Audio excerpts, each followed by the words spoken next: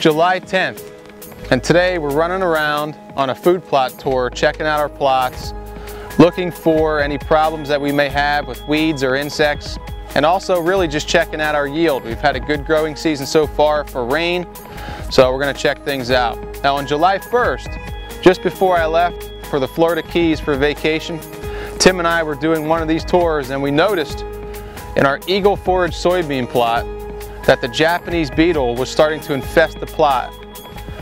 I decided to tell Tim just to keep an eye on that plot as I went to Florida, and all I could think about all week long was that they were skeletonizing my soybean leaves and chomping away. So we planned an aerial attack and scheduled a helicopter, actually for today, July 10th, to spray an insecticide called Mustang Max. With a rain event coming through, we had to delay that spraying. So we're going to go on a food plot tour, check things out, and a little bit later we'll show you what it's like to spray that insecticide from a helicopter. We're going to go on and check out some corn, check out some soybean from Eagle, and also some of our string bean plots for deer. That's right, string beans for deer. Nobody's doing this yet, but what we're starting to find is that they're highly attractive, and quite often they prefer the string beans over the soybeans until they're harvested. So we're going to get into that a little bit more, and we'll take our tour.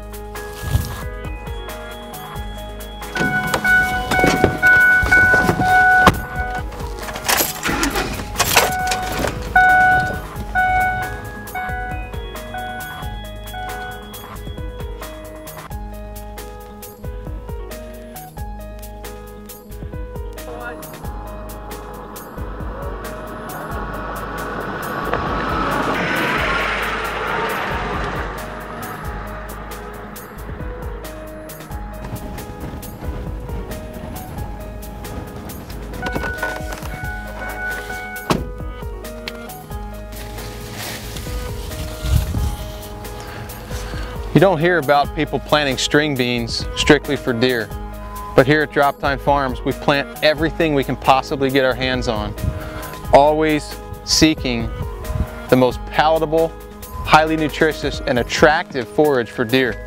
What we find with the string beans, although they're very new to the scene and nobody else plants them, is that even when planted with soybeans and other highly attractive summer annuals, the deer are pounding our string beans. So we'll continue to research that and hopefully incorporate this new plant into our management programs. String beans.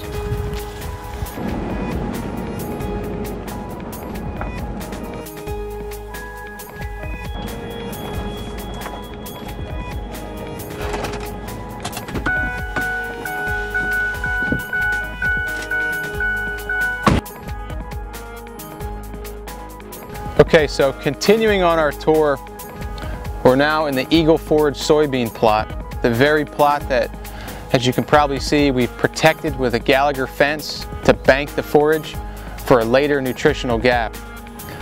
This particular plot was the soybean plot that Tim and I checked out on July 1st, about 9 days ago, just before I left on vacation. As I was on vacation, I could just imagine these beetles chomping away at the foliage. We decided to wait that week and really just find out what kind of impact they were going to have. We had just sprayed Roundup, our last application, so had we known, we would have tank mixed an insecticide like Mustang Max and killed two birds with one stone. Unfortunately, now we have a problem to deal with, and they've actually had more of an impact than I expected. Now, the first step in taking care of this problem is to positively identify the type of insect we're dealing with. It's just like weed problems. In this particular case, the Japanese beetle, which most of us are familiar with, whether it's on your roses or other ornamental plants around the house, they're easily identifiable. They've got that metallic appearance, they've got the green head, the copper wings, and the biggest indicator that tells me we're dealing with the Japanese beetle are the white tufts of hair along the abdomen. So we know what we've got. A cash crop farmer would keep an eye on this, and everybody has a certain threshold.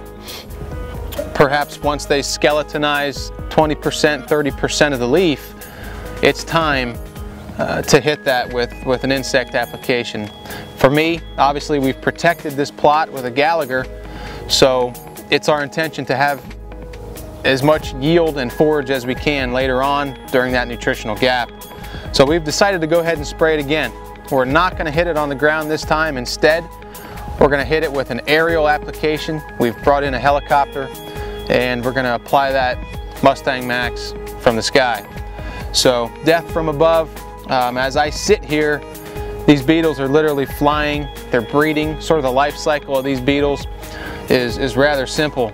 They're breeding now. Those grubs or larvae will overwinter in this soil just in time for next June, July to come out of the ground and infest whatever we decide to plant. Now they'll also hit corn. I'm in a rotation program with this particular plot, so we're going to jump over to our Eagle corn plot here pretty soon and see if they've touched on the leaves yet. The real concern in corn is when they start chomping on or chopping the corn silk. So obviously that affects how much corn we produce in that plot. So as I sit here, I can see these beetles chomping away as I imagined all week long.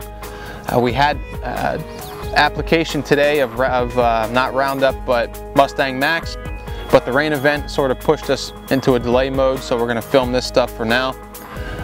You can see behind me we have a Reconnex camera set up, and we set that up about a week or so ago, and the growth during that week is pretty impressive on these soybeans. But you can also, as a tip, with that Reconnex sitting in this food plot during the week, I just scanned 4,800 pictures last night, and you can just see the skeletonized leaves progress as the week goes on. So another tip, to have cameras in your food plots to keep an eye on things like weeds and insect infestation. So we're going to go ahead and get out of here and wait for this rain to pass and get up in the chopper and kill these beetles from above. Okay, let's take a look at our Eagle corn. For July 10th, I'm pretty happy with the height, the growth. Looking around for the Japanese beetles like we had over there in the soybeans. I do see 2 on that leaf. I see some evidence of some chomping there, but nothing like our soybeans. So I think what I'll do is I'll tell the helicopter to hit this field as well, just to avoid this problem getting worse. And then also, like I said, when those grubs overwinter in the soil, they come back next year.